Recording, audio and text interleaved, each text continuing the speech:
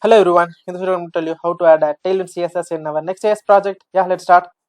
So go to this URL and we need to install Next.js in our project. So we need to run this command.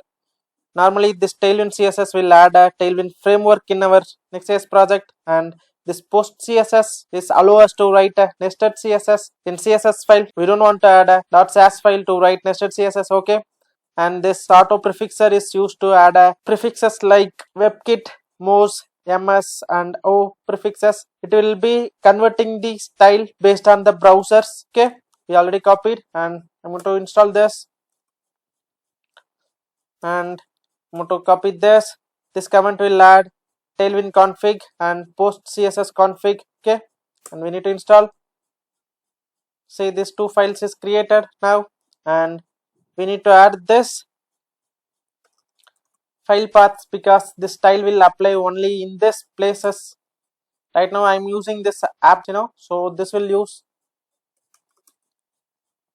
and we need to use this. we need to copy this and paste in the global CSS. So go to global.css where it is here and add that the top of the file.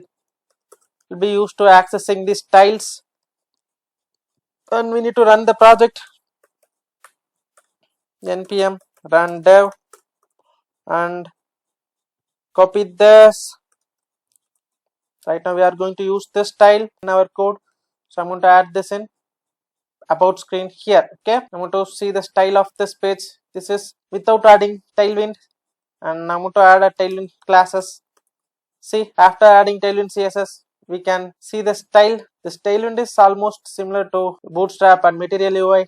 Yeah, this is what I try to tell in this video. I think this video will help you. Bye bye.